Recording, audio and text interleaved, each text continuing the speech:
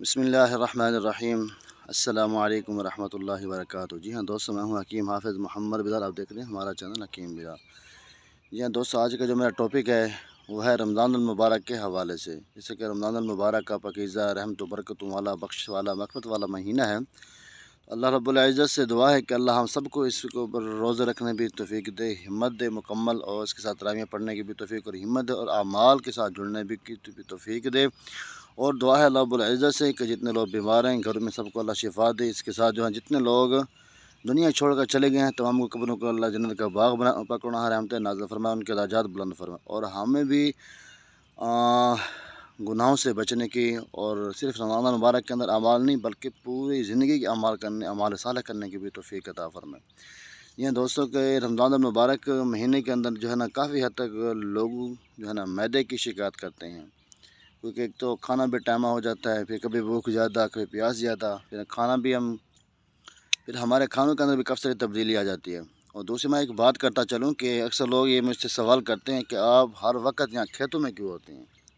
ٹھیک ہے، آپ کا دواخانہ نہیں ہے، کیا نہیں، وہ نہیں ہے۔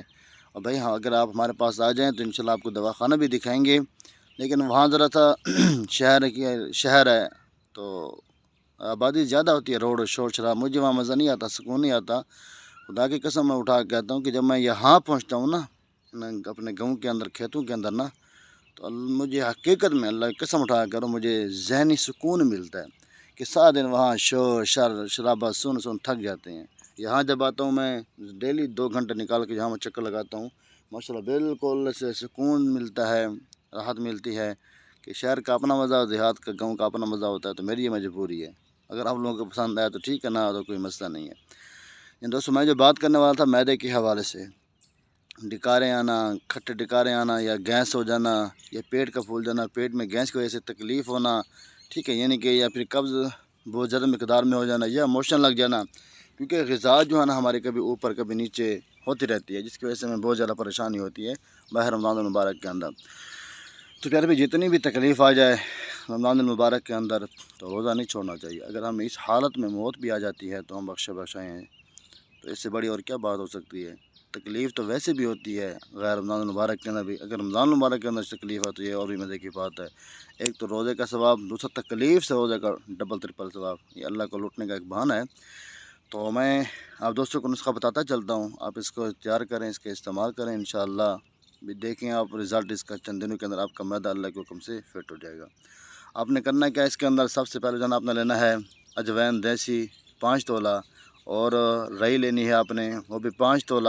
اس کے ساتھ آپ نے لینا ہے بابچی، وہ بھی 5 تولہ۔